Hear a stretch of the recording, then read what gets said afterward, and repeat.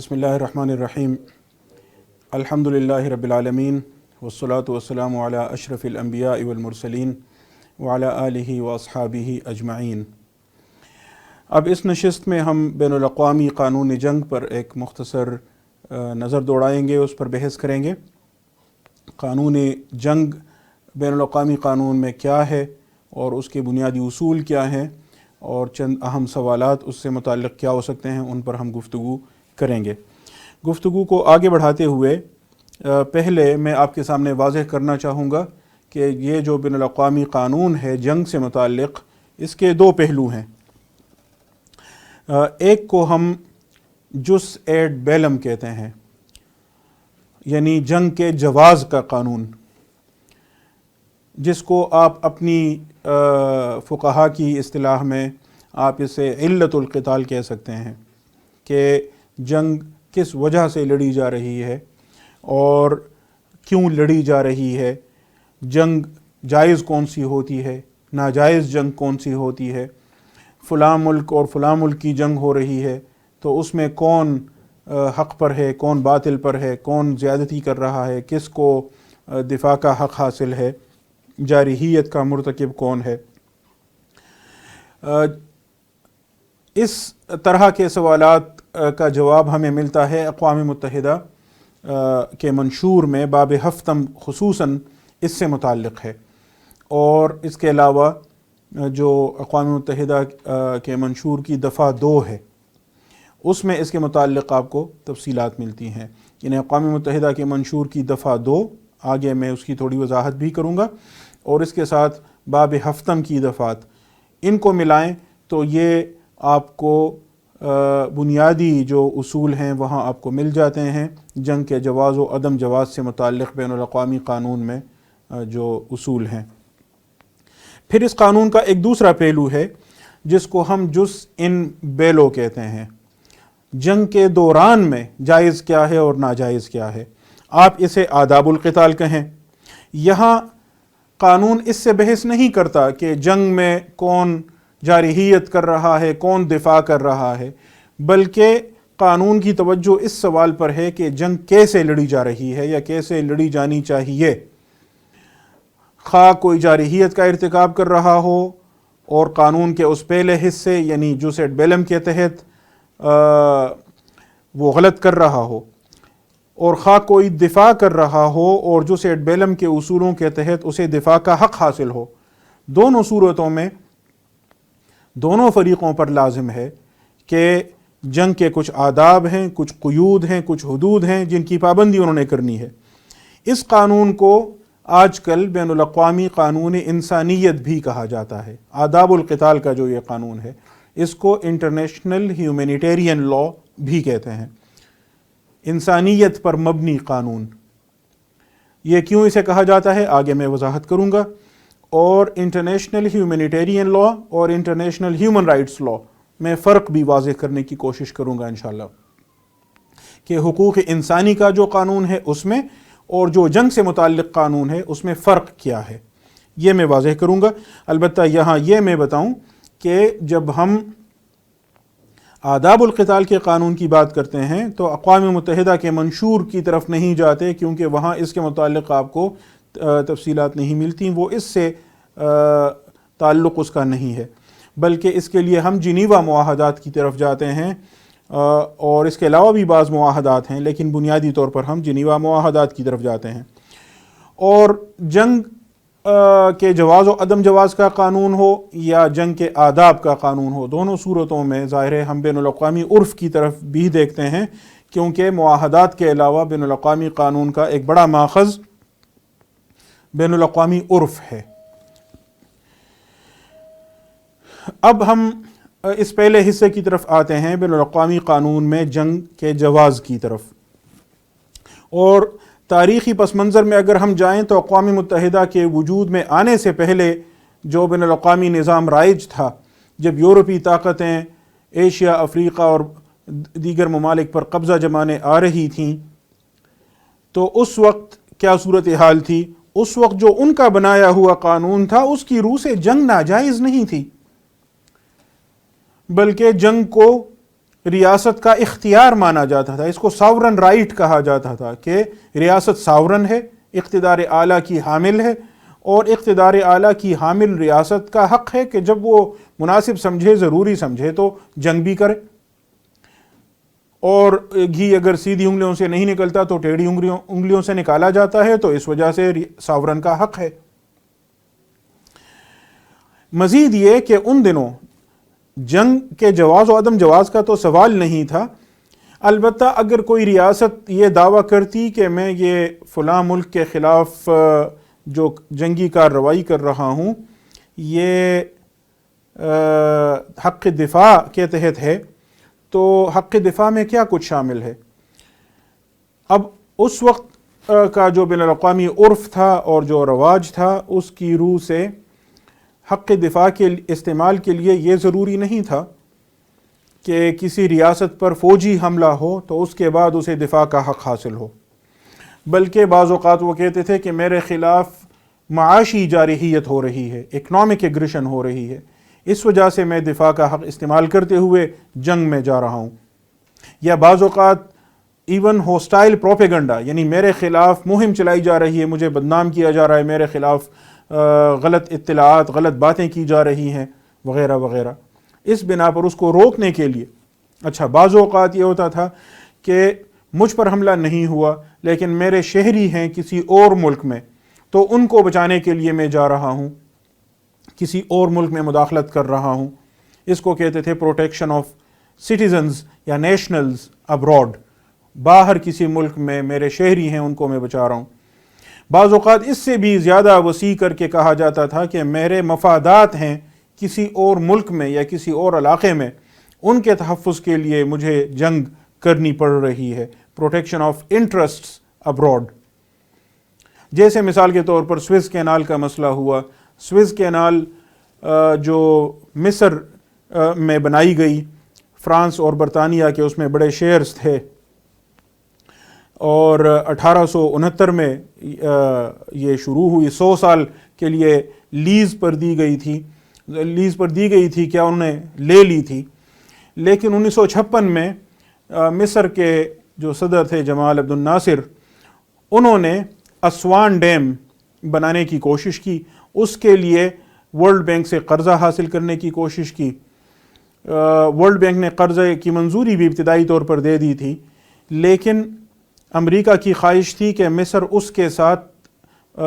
مشرق وسطیٰ میں وہ ایک تنظیم بنا رہا تھا روس کے خلاف، تو امریکہ کی خواہش تھی کہ مصر اس تنظیم کا رکن بنے، اس کو میڈو کہتے تھے، مڈل ایسٹ ڈیفنس آرگنائزیشن۔ جمال عبد الناصر نے اس میں شامل ہونے سے انکار کیا، تو امریکہ نے دباؤ ڈال کے ورلڈ بینک سے اسوان ڈیم کے لیے جو قرضہ دیا جانا تھا اس کو روک دیا۔ اب اس کے جواب میں مصر نے یہ کیا کہ اس نے سوئز کینال کو قومیانے کا اعلان کر دیا اور کہا کہ اس سے جتنی آمدنی آئے گی تو وہ اسوان ڈیم کے بنانے پر لگائی جائے گی۔ اس پر برطانیہ نے بھی، فرانس نے بھی کہا کہ یہ ہمارے مفادات پر حملہ ہے، بلکہ اسرائیل نے بھی کہا کہ یہ میرے مفادات پر حملہ ہے، کیونکہ سوئز کینال سے وہ اسرائیل کا کہنا تھا کہ میری تجارت ہوتی ہے اور وہ متاثر ہوتی ہے اور مجھے دفاع کا بھی مسئلہ ہوگا۔ تو ان تین ممالک نے مل کر، برطانیہ، فرانس اور اسرائیل، ان تین ممالک نے مل کر سوئز کینال پر قبضے کے لیے حملہ کیا، اور اس کو جواز دینے کے لیے وہی ما قبل از اقوام متحدہ کا جو تصور تھا پروٹیکشن آف انٹرسٹس ابراڈ، اس کو جواز کے طور پر استعمال کیا۔ اس سب کو حق دفاع میں شامل سمجھا جاتا تھا۔ پہلی دفعہ جدید تاریخ میں، یورپی بین الاقوامی قانون کی تاریخ میں، جنگ کو کب ناجائز قرار دیا گیا؟ 1928 میں، یعنی ابھی 100 سال بھی نہیں ہوئے۔ 1928 میں ایک معاہدہ طے پایا امریکہ اور فرانس کے درمیان، اس کو معاہدہ پیرس کہتے ہیں، پیکٹ آف پیرس۔ اس میں پہلی دفعہ یہ قرار پایا کہ جنگ ناجائز ہے۔ یہ دو طرفہ معاہدہ تھا امریکہ اور فرانس کے درمیان، لیکن پھر باقی جو یورپی ریاستیں تھیں وہ بھی اس میں شامل ہوتی گئیں، تو اس نے ایک بین الاقوامی معاہدے کی حیثیت حاصل کر لی، ایک عمومی قبولیت اس کو حاصل ہو گئی۔ اس معاہدے کے بعد بین الاقوامی قانون میں یہ اصول طے پایا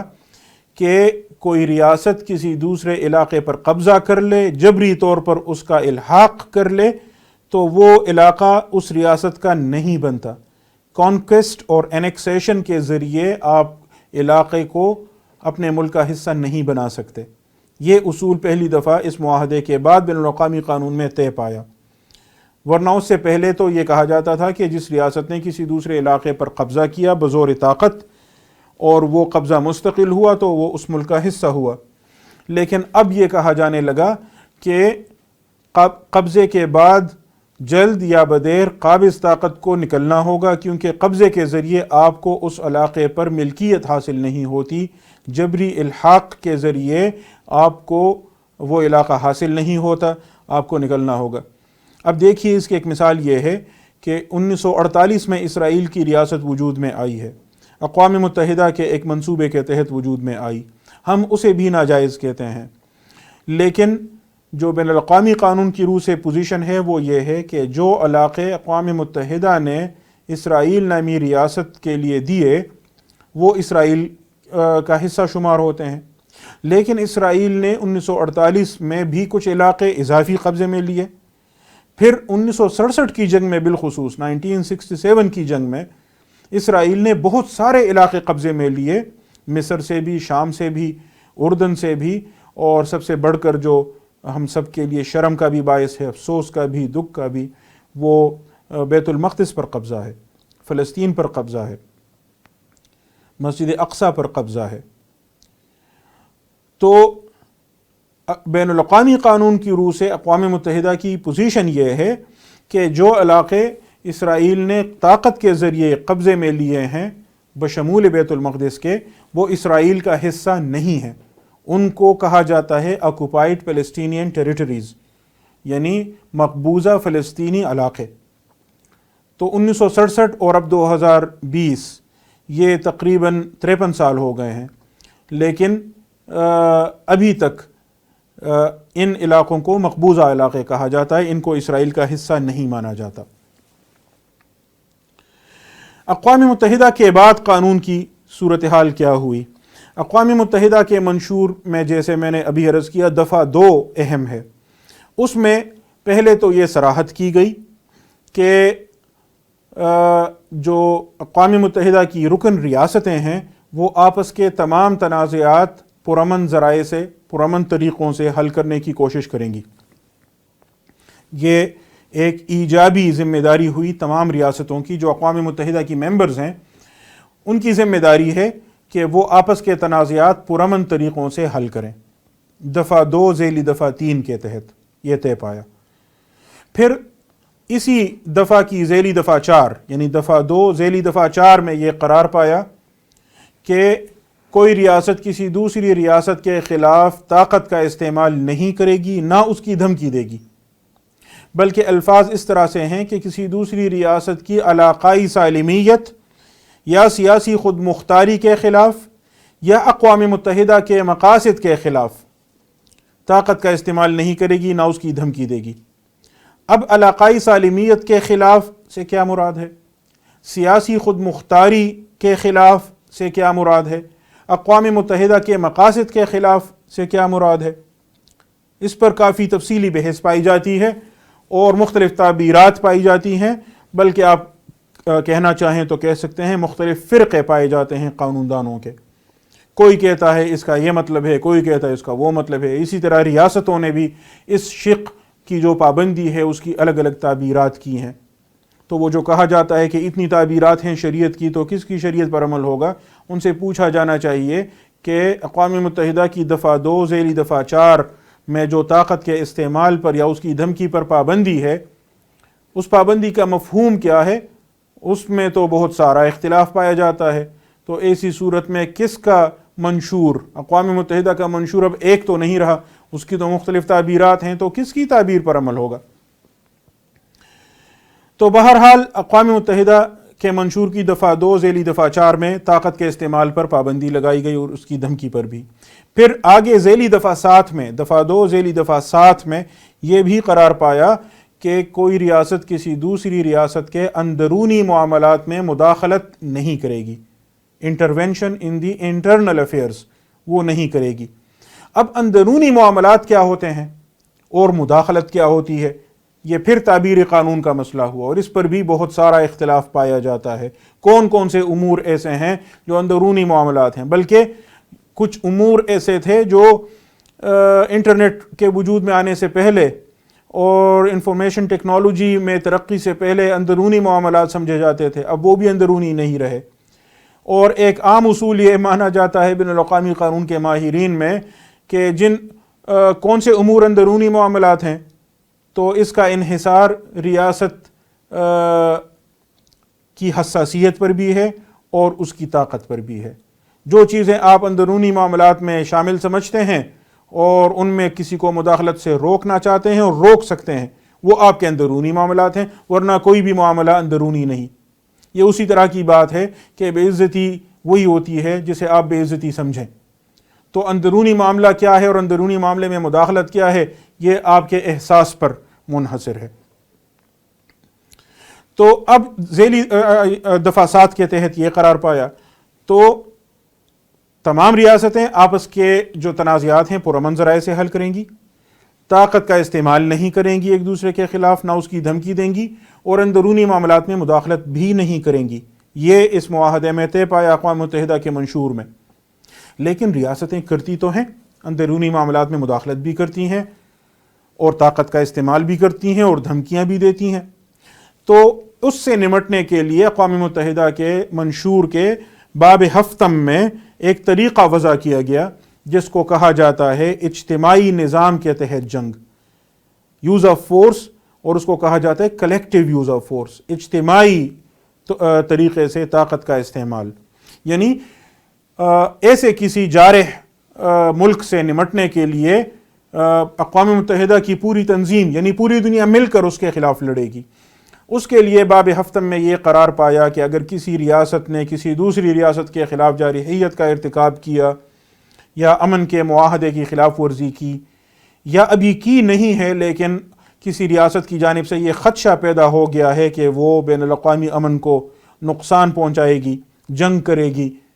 تو ایسی صورت میں اقوام متحدہ کی سلامتی کونسل کے پاس یہ اختیار ہے کہ وہ اس ریاست کے خلاف کارروائی کرے۔ سلامتی کونسل میں 15 ریاستیں رکن ہیں، 10 عارضی رکن ہوتی ہیں،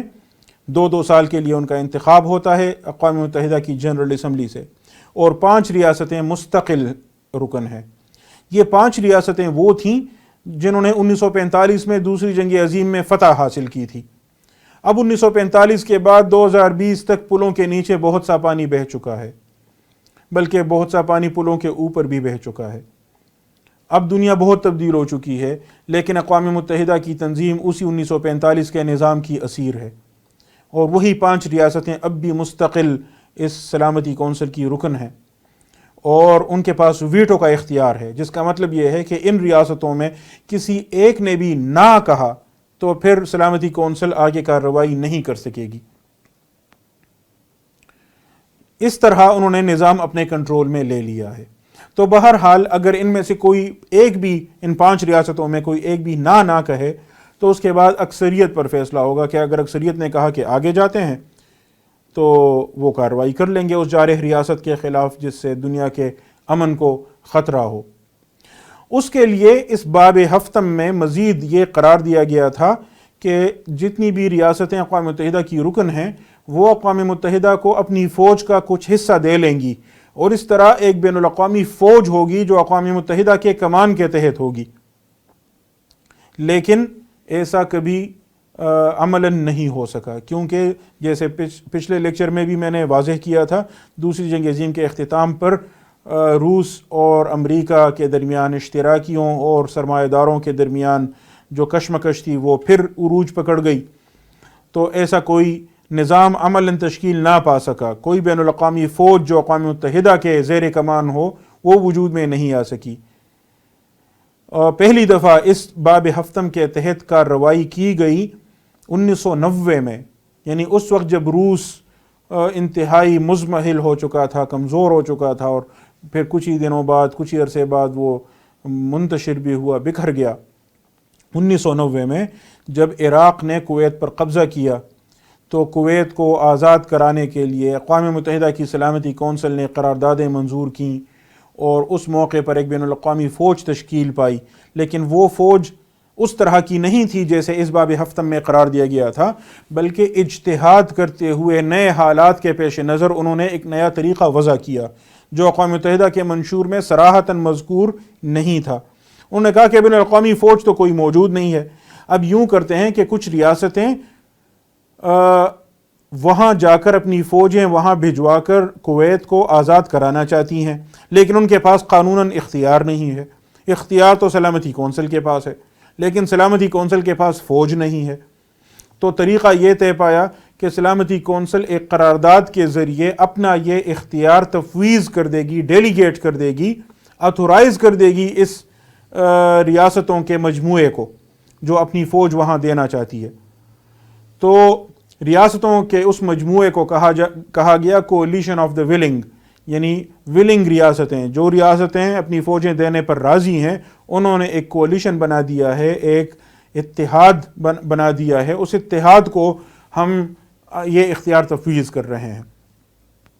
اس طریقے پر 1990 کی دہائی میں کئی ممالک میں کارروائی کی گئی، لیکن 2001 کے بعد یہ سلسلہ بھی رک گیا اور ایک نیا نظام تشکیل پایا جس پر بحث کی اس وقت ہمارے پاس گنجائش نہیں ہے۔ اقوام متحدہ کے باب ہفتم میں ایک اور اہم بات یہ کی گئی کہ جب تک سلامتی کونسل کارروائی کرے گی جارح ریاست کے خلاف تو اس کا یہ مطلب نہیں کہ جس ریاست پر حملہ ہو وہ آرام سے بیٹھی رہے، نہیں، بلکہ جس پر حملہ کیا گیا تو وہ دفاع کا حق رکھتی ہے، اور جب تک سلامتی کونسل کارروائی کرے گی تب تک وہ اپنا دفاع کا حق استعمال کر سکتی ہے۔ تو کہا جاتا ہے کہ اقوام متحدہ کے منشور کے تحت جنگ کی دو ہی جائز صورتیں ہیں،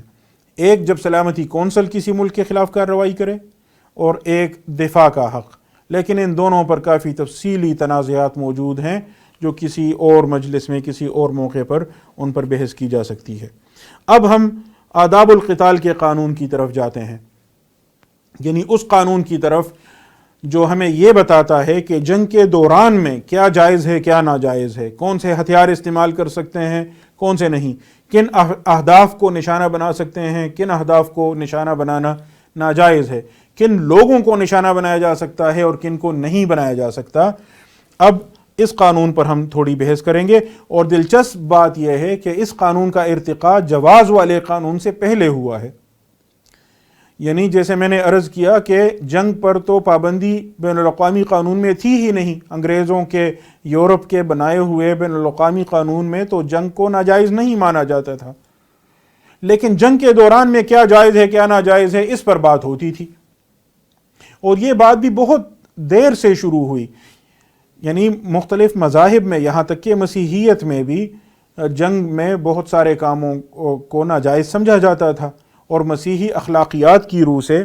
ان کو برا کہا جاتا تھا، لیکن جو سیکولر بین الاقوامی قانون یورپی طاقتوں نے بنایا اس میں قانوناً جنگ کے دوران میں کون سے امور جائز اور ناجائز ہیں اس پر بحث بہت بعد میں شروع ہوئی۔ 1864 میں پہلا جنیوا معاہدہ ہوا جس کے تحت یہ قرار پایا کہ جنگ کے دوران میں جو زخمی ہو جائیں، بیمار پڑ جائیں، مزید جنگ میں حصہ لینے کے قابل نہ ہوں، ان پر حملہ نہیں کیا جائے گا، اور ایک بین الاقوامی تنظیم، ریڈ کراس کی تنظیم، صلیب احمر کی تنظیم جو 1863 میں اس سے ایک سال پہلے وجود میں آئی تھی، اس تنظیم کو ہم یہ حق دیں گے کہ وہ زخمیوں کی مرہم پٹی کرے، ان کی دیکھ بھال کرے، مریضوں کا خیال رکھے، لاشیں اٹھائے، اور وہ تنظیم جنگ میں کسی فریق کا ساتھ نہیں دے گی، وہ غیر جانبدار رہے گی، وہ مسلح بھی نہیں ہوگی، اس کے ارکان غیر مسلح ہوں گے، لیکن ان پر حملہ بھی نہیں کیا جائے گا۔ تو اس طرح یہ سلسلہ شروع ہوا۔ 1863 میں وہ تنظیم بنی، 1864 میں یہ معاہدہ ہوا، اور یہ معاہدہ صرف زخمیوں کی دیکھ بھال کے لیے تھا کہ ہم زخمیوں پر حملہ نہیں کریں گے، اور ریڈ کراس کی تنظیم ہوگی جو جنگ میں کسی فریق کا ساتھ نہیں دے گی لیکن وہ زخمیوں کی دیکھ بھال کرے گی، اس پر بھی ہم حملہ نہیں کریں گے۔ پھر ہوتے ہوتے یہ سلسلہ آہستہ آہستہ آگے بڑھتا گیا، یہاں تک کہ ایک بہت بڑا مسئلہ پہلی جنگ عظیم میں سامنے آیا۔ انسانیت کی تاریخ میں اتنی بڑی تعداد میں جنگی قیدی کبھی سامنے نہیں آئے تھے، ہزاروں کی تعداد میں جنگی قیدی مختلف ممالک کے قبضے میں آئے تھے۔ تو اب ان جنگی قیدیوں کے ساتھ جو سلوک ہو رہا تھا اور جو ان کی بری حالت تھی اس سے نمٹنے کے لیے پہلی جنگ عظیم کے بعد ایک اور معاہدہ ہوا جس میں یہ قرار پایا کہ جنگی قیدیوں کے کیا حقوق ہیں اور ان کا کیسے خیال رکھا جائے گا۔ بیچ میں ہیگ میں، جو ہالینڈ میں، نیدرلینڈ میں مشہور شہر ہے، وہاں کچھ اور بھی معاہدات طے پائے تھے، اور وہ اس میں انہوں نے کوشش کی کہ جو اس طرح کے امور آداب القتال سے متعلق ہیں اور وہ بین الاقوامی عرف اور رواج کا حصہ ہیں ان کو مدون کر کے معاہدات کی صورت دی جائے۔ پھر دوسری جنگ عظیم کے بعد مزید مسائل سامنے آئے، کیونکہ دوسری جنگ عظیم میں تو انسانیت کی تباہی کے وہ مناظر سامنے آئے جو انسانیت کی تاریخ میں کبھی نہیں انسان نے دیکھے تھے۔ لاکھوں لوگوں کا قتل عام ہوا، کروڑوں لوگ متاثر ہوئے، جتنی بڑے پیمانے پر تباہی ہوئی، ایسی تباہی کبھی انسان نے نہیں دیکھی تھی۔ اب دوسری جنگ عظیم کے بعد یہی طاقتیں بیٹھ کر آپس میں طے کرنے لگیں کہ آئندہ ہم نے جنگ میں کیا کچھ نہیں کرنا۔ تو 4 بڑے معاہدات، ضخیم معاہدات جنیوا میں طے پائے۔ میں ان کا مختصر تعارف کر دیتا ہوں۔ 1949 میں طے پانے والے یہ جو 4 بڑے جنیوا معاہدات ہیں، ان میں پہلا معاہدہ بری جنگ میں زخمی یا معذور ہونے والے مقاتلین کے حقوق اور ان کی حیثیت کے بارے میں ہے کہ بری جنگ کے دوران میں اگر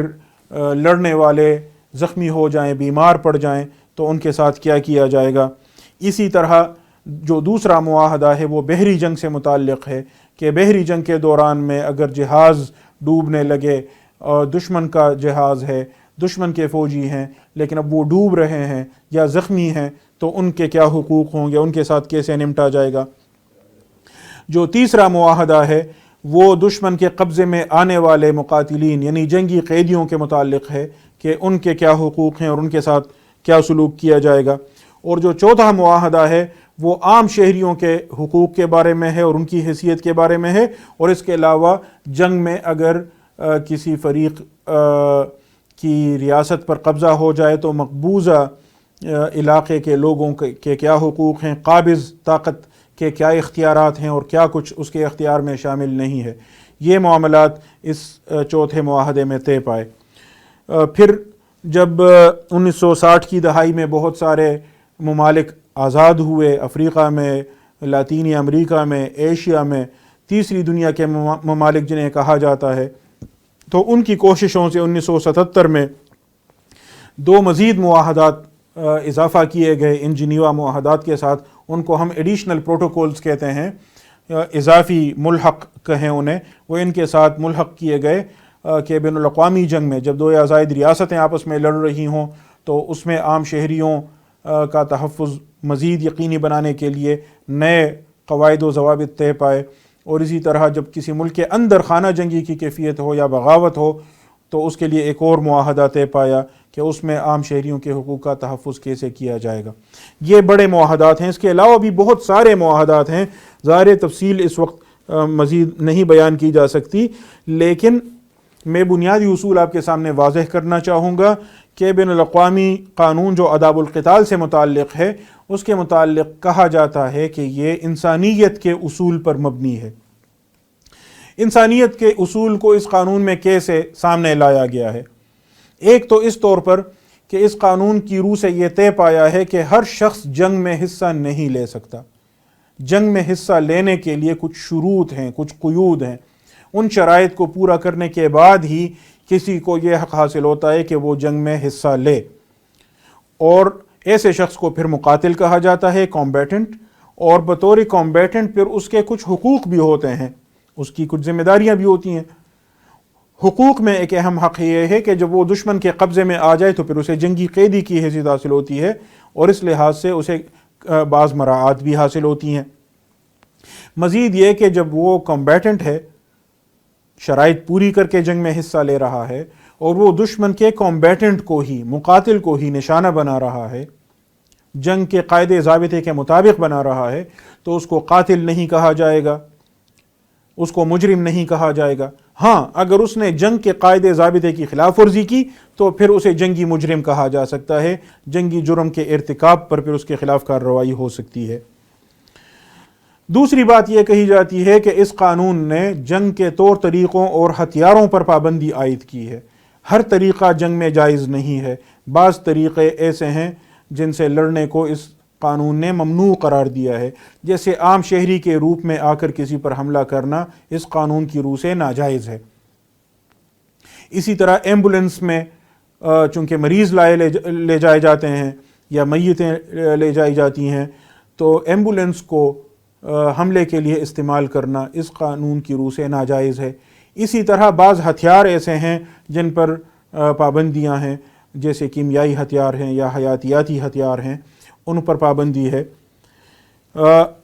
جنگ کے اہداف میں بھی جائز اور ناجائز کی تمیز ہے کہ بعض اہداف جائز ہیں، بعض ناجائز ہیں، ہر ہدف پر حملہ نہیں کیا جا سکتا۔ پھر اس قانون نے جنگ کے متاثرین کے لیے بھی بعض حقوق تسلیم کیے ہیں، جیسے مقبوضہ علاقے کے لوگ ہیں یا عام شہری ہیں یا زخمی ہیں، ان کے لیے حقوق مقرر کیے ہیں۔ اور مزید یہ کہ جنگ کے قانون کی خلاف ورزی کو قابل سزا جرم بھی قرار دیا گیا ہے، اور اب لوگوں کو سزائیں دینے کے لیے ایک ناقص سا ہی صحیح لیکن کسی نہ کسی طرح کا سسٹم وجود میں آ گیا ہے۔ اس طرح ان مختلف اطراف سے آپ دیکھیں تو خلاصہ اس قانون کا یہ نکلتا ہے کہ جنگ میں سب کچھ جائز نہیں ہے۔ یہ جو کہا جاتا ہے نا کہ جنگ میں اور محبت میں سب کچھ جائز ہے، یہ غلط ہے۔ جنگ میں سب کچھ جائز نہیں ہے، بلکہ میں اپنے اسٹوڈنٹ سے کہا کرتا ہوں کہ محبت میں بھی سب کچھ جائز نہیں ہے، اور جسے یقین نہ ہو وہ کر کے دیکھ لے۔ اب میں اس بات پر تھوڑی بحث کروں گا کہ قانون جنگ میں اور حقوق انسانی کے قانون میں کیا تعلق ہے۔ قانون جنگ کو قانون انسانیت بھی کہا جاتا ہے، کیونکہ جیسے ابھی میں نے واضح کرنے کی کوشش کی، ان کا کہنا ہے کہ ہم نے جنگ کو انسانیت کے حدود کے اندر لانے کی کوشش کی ہے، اس وجہ سے اس کو ہیومینیٹیرین لا کہا جاتا ہے۔ اور دوسری جانب ہیومن رائٹس لا ہے، انسانی حقوق کا قانون۔ دونوں میں فرق کیا ہے؟ ایک عام فرق یہ بیان کیا جاتا ہے کہ انسانی حقوق کا اطلاق عام حالات میں ہوتا ہے، حالت امن میں ہوتا ہے، جبکہ جنگ کا قانون تو جنگ کے لیے بنا ہوا ہے۔ یہ بات اصولاً صحیح ہے، اور آج سے چند سال پہلے، 2-3 عشرے پہلے تک بالکل صحیح تھی، لیکن اب جو حقوق انسانی کا قانون ہے وہ تھوڑا مزید آگے گیا ہے، اور اب اس نے یہ طے کیا ہے کہ بعض حقوق ایسے ہیں جو جنگ کے دوران میں بھی معطل نہیں کیے جا سکتے۔ اس کا مطلب یہ ہوا کہ بعض حقوق ایسے ہیں، حقوق انسانی کے قانون کا ایک حصہ ایسا ہے جو جنگ کے دوران میں بھی نافذ العمل رہتا ہے۔ تو اس کا مطلب یہ ہوا کہ جنگ کے دوران میں جنگ کے قانون کا اطلاق تو ہوتا ہی ہے، قانون حقوق انسانی کے کچھ حصے کا بھی اطلاق ہوتا ہے۔ تو اب دونوں حصوں کا بیک وقت اطلاق کیسے ہوگا؟ اس میں مسئلہ آتا ہے۔ مثال کے طور پر ایک مسئلہ دہشت گردی کے جنگ کے حوالے سے لیں۔ دہشت گردی کے خلاف جنگ کے نام سے جو نام نہاد سلسلہ شروع ہوا، تو اس میں کہا گیا کہ یہ جو دہشت گرد ہیں ان کے خلاف ہم لڑ رہے ہیں۔ اب اگر آپ ان کے خلاف لڑ رہے ہیں تو لڑائی کے تو اپنے اصول ہیں، جنگ کے تو اپنے ضابطے ہیں، لیکن اگر وہ دہشت گرد ہیں، اگر وہ مجرم ہیں، ان کے خلاف آپ نے عدالت میں جرم ثابت کرنا ہے، تو جرم ثابت کیے بغیر ان کو قتل کیسے کر سکتے ہیں؟ مثال کے طور پہ ڈرون کے ذریعے آپ کسی کو نشانہ بنائیں تو وہ پکڑا تو نہیں جاتا نا، وہ تو مارا جاتا ہے۔ تو اگر وہ وانٹڈ کرمنل تھا، مطلوبہ مجرم تھا، تو اس کو تو پکڑ کر عدالت میں لانا تھا، اس کا جرم ثابت کرنا تھا، اسے معصوم فرض کرنا تھا جب تک اس کا جرم ثابت نہ ہوتا۔ پھر یہ کہ جو حقوق انسانی کا قانون ہے اس کے تو اپنے اصول ہیں، اس کے تحت تو آپ کم سے کم طاقت کا استعمال کریں گے، یعنی اگر آپ گرفتار کر سکتے ہیں تو زخمی نہیں کریں گے، اگر آپ زخمی کر کے اسے اس کام سے باز رکھ سکتے ہیں تو قتل نہیں کریں گے، اور قتل تو سب سے آخری آپشن ہوتا ہے۔ جبکہ جنگ کے قانون کی روح سے آپ کو یہ حق حاصل ہے کہ دشمن کو فوری طور پر شکست دینے کے لیے ابتدا سے ہی اس کو قتل کرنے کی کوشش کریں تاکہ فوراً مسئلہ ختم ہو۔ جنگ کے اپنے طور طریقے ہیں، حقوق انسانی کے اپنے تقاضے ہیں، تو دونوں پر بیک وقت کیسے عمل ہوگا؟ اچھا، بعض اوقات آپ فوج کو بلا لیتے ہیں سول اتھارٹی کی مدد کے لیے، ہمارے پاکستان کے دستور کے تحت بھی اس کے متعلق تفصیلی دفعات موجود ہیں، اور فوجداری ضابطے میں بھی موجود ہیں کہ فوج کیسے بلائی جاتی ہے اور پھر وہ سول اتھارٹی کی مدد کیسے کرتی ہے۔ لیکن فوج کی تربیت تو جنگ کے لیے ہوئی ہوتی ہے۔ اب جب آپ فوج کو اس طرح کے معاملے میں لاتے ہیں اور وہ میدان جنگ میں لڑنے کے لیے ہوتی ہے، وہ شہروں میں گلیوں میں لڑنے کی تربیت اسے حاصل نہیں ہوتی، تو اس کے نتیجے میں عام لوگ جو نہ 3 میں ہوتے ہیں نہ 13 میں ہوتے ہیں، جن کا کسی سے کوئی لینا دینا نہیں ہوتا، ان کا جو نقصان ہوتا ہے اس کو کیسے روکا جاتا ہے؟ یہ اس وقت کے سنجیدہ مسائل ہیں جن پر بحث کی ضرورت ہے۔ آداب القتال کے قانون کی تفصیلات تو بہت ساری ہیں، لیکن کہا جاتا ہے کہ 4 بڑے اس کے قواعد ہیں۔ ایک جنگی ضرورت کا قاعدہ ہے کہ ملٹری نیسیسٹی، اس اصول کے تحت کہا جاتا ہے کہ عام حالات میں تو کسی کو قتل نہیں کیا جانا چاہیے، پراپرٹی کو نقصان نہیں پہنچانا چاہیے، لیکن جنگ ہے تو جنگ میں ظاہر ہے کہ آپ دشمن پر حملہ کریں گے تو وہ مرے گا بھی، زخمی بھی ہوگا، خون بھی بہے گا، پراپرٹی کو بھی نقصان پہنچے گا، تو اس سب کو ایک ناگزیر شر کے طور پر قبول کیا جاتا ہے۔ لیکن ساتھ میں کہتے ہیں کہ دوسرا اصول اس قانون کا یہ ہے کہ انسانی اقدار کی بالادستی کو یقینی بنایا جائے، تو جو لوگ جنگ میں حصہ نہیں لیتے ان پر حملہ نہ کریں، جو امارات، جو تنصیبات جنگ میں ان کا کوئی کردار نہیں ہے ان کو ہدف نہ بنائیں۔ تو اس طرح آپ بیلنس کریں ملٹری نیسیسٹی کو انسانیت کے اصول پر۔ یہیں سے تمییز کا اصول سامنے آتا ہے کہ جنگ کے اہداف میں بھی، طور طریقوں میں بھی، ہتھیاروں میں بھی آپ جائز اور ناجائز کا فرق کریں، اور ان سب کو ملا کر آپ کے سامنے اصول آتا ہے تناسب کا، پروپورشنیٹ یوز آف فورس کریں گے کہ جتنا خطرہ ہو اتنی ہی آپ طاقت استعمال کریں گے، بے محابت استعمال نہیں کریں گے کہ ملیا میٹ کر کے رکھ دیں، ضرورت سے زیادہ طاقت کا استعمال نہیں کریں گے۔ یہ اس قانون کے بنیادی قواعد ہیں۔ وہ جو میں نے ذکر کیا تھا کہ مقاتل کی حیثیت کے لیے کچھ شرائط ہیں، تو وہ 4 شرائط ہیں۔ ایک یہ کہ وہ منظم کمان کے تحت ہو، امیر اور مامور کا تعلق معین بھی ہو، معلوم بھی ہو، امیر اس پوزیشن میں ہو کہ وہ مامور سے اپنے اوامر پر، اپنے احکامات پر عمل کروا سکے، ان سے قانون جنگ پر کی پابندی کروا سکے، کیونکہ بطور امیر اس کی ذمہ داری یہ ہے کہ خود بھی قانون جنگ کی پابندی کرے اور اپنے ماتحتوں سے بھی کروائے۔ پھر یہ کہ امتیازی لباس استعمال کرے تاکہ اس میں اور عام شہریوں میں تمیز کی جا سکے، کیونکہ عام شہریوں کو نقصان پہنچانا ناجائز ہے، ان پر حملہ کرنا ناجائز ہے، اس لیے آپ عام شہری کے روپ میں نہیں لڑ سکتے۔ واضح طور پر مسلح ہو، کیونکہ اگر وہ مسلح نہیں ہو تو پھر اس پر حملہ ناجائز ہو جاتا ہے اگر وہ ہتھیار پھینک دے۔ اور مزید یہ کہ جب وہ جنگ میں حصہ لے رہا ہے تو جنگ کے قاعدے ضابطے کے مطابق لڑے، ایسا نہ ہو کہ فٹ بال کھیلتے ہوئے وہ چھکا مارنے کی کوشش کرے یا کرکٹ کھیلتے ہوئے گول کرنے کی کوشش کرے۔ جب جنگ لڑ رہا ہے تو جنگ کے قانون کے مطابق لڑے۔ ایک اہم پابندی اس قانون کے تحت یہ ہے کہ غیر مقاتلین کو نشانہ نہیں بنائیں گے،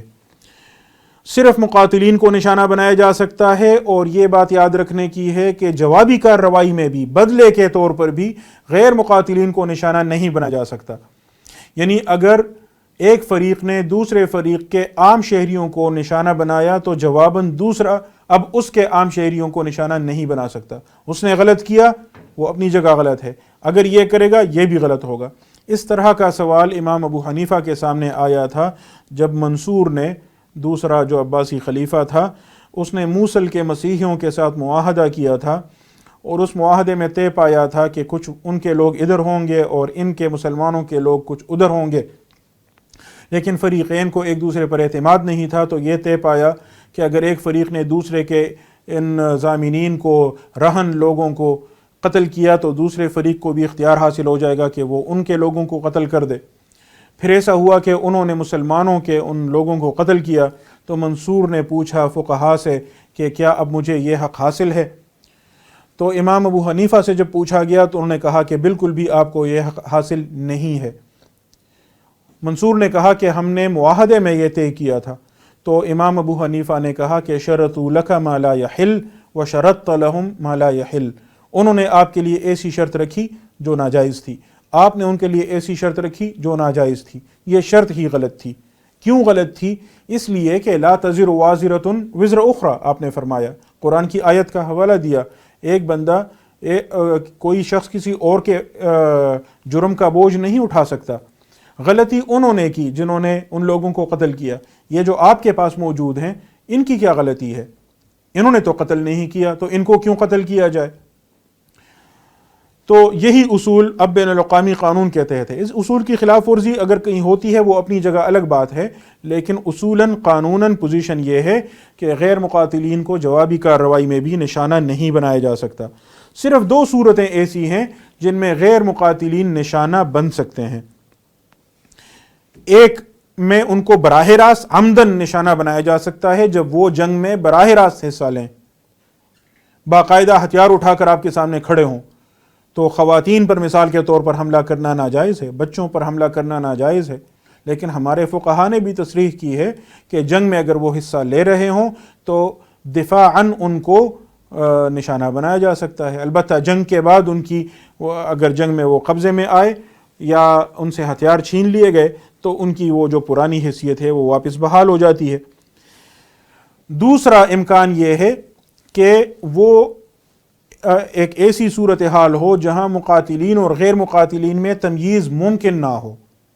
اور آپ مقاتلین کو ہی نشانہ بنا رہے تھے لیکن غلطی سے انجانے میں بلا ارادہ غیر مقاتلین نشانہ بن گئے، تو یہ دوسری صورتحال ہو جاتی ہے۔ اس میں بین الاقوامی قانون کی روح سے اس کو ضمنی نقصان کے طور پر برداشت کیا جا سکتا ہے اگر دو شرائط پوری ہوں۔ ایک یہ کہ اس صورت میں حملہ ناگزیر ہو، یعنی اگر آپ حملہ مؤخر کر سکتے تھے تو حملہ مؤخر کرنا چاہیے تھا، لیکن اگر آپ فوجی ضرورت ثابت کریں کہ نہیں اس مخصوص وقت پر اس مقام پر حملہ ضروری تھا تو یہ شرط پوری ہو جائے گی۔ اور دوسری بات یہ کہ آپ نے اپنے طور پر غیر مقاتلین کو بچانے کی ہر ممکن احتیاطی تدبیر اختیار کی ہو، اس کے باوجود اگر ضمناً وہ نشانہ بنتے ہیں تو اس کو برداشت کیا جا سکتا ہے۔ اس قانون نے متاثرین جنگ کے لیے بھی کچھ حقوق مانے ہیں، مقبوضہ علاقے کے لوگوں کے لیے بھی، عام شہریوں کے لیے بھی، زخمی مقاتلین کے لیے بھی، اور جنگی قیدیوں کے لیے بھی۔ مثال کے طور پر یہ کہ جنگی قیدیوں کے ساتھ غیر انسانی سلوک نہیں کیا جائے گا، بغیر عدالتی کارروائی کے ان کو سزا نہیں دی جائے گی، اور جب ان کے خلاف عدالتی کارروائی ہو رہی ہو تو جو فوجداری قانون کے تحت مقدمہ چلانے کے لیے بنیادی اصول ہیں ان کی پابندی کی جائے گی، ان کے مذہبی عقائد کا اور رسومات کا احترام کیا جائے گا، اور ان کے اہل و عیال کے ساتھ رابطے کی سہولت ان کو فراہم کی جائے گی۔ اس سلسلے میں جو ICRC ہے، international committee of the red cross, وہ بنیادی طور پر رابطے کا کردار ادا کرتی ہے۔ اور اس کے علاوہ یہ کہ جنگ کے اختتام پر فوری طور پر ان کو رہا کیا جائے گا، لیکن جنگ کے اختتام سے مراد کیا ہے اس پر کافی بحث کی جا سکتی ہے، اور چونکہ بین الاقوامی معاہدات میں جنگ کے اختتام کی کوئی خصوصی تعریف پیش نہیں کی گئی، تو اس وجہ سے جو طاقتور ریاستیں ہوتی ہیں وہ کہتی ہیں جنگی قیدیوں کو رہا کرنا تو لازم ہے، لیکن جنگ کے اختتام پر تو جنگ ابھی ختم نہیں ہوئی۔ اس طرح کے مسائل ہیں۔ یہ میں نے آپ کے سامنے ایک عمومی خاکہ پیش کیا، تفصیلات تو بہت ساری ہیں۔ اب میں آپ کے سامنے دو تصویریں رکھوں گا اور میں چاہوں گا کہ اس پر میں اگلے دن تک آپ مجھے اپنی رائے دے دیں کہ اس کے متعلق بین الاقوامی قانون کے ان اصولوں کی روشنی میں آپ کی رائے کیا ہے۔ ایک یہ تصویر ہے جس میں یہ ایک فوجی گاڑی ہے اور اس پر صلیب احمر کا نشان موجود ہے۔ اب صلیب احمر، ریڈ کراس جو لوگ استعمال کرتے ہیں تو ان پر تو حملہ ناجائز ہوتا ہے،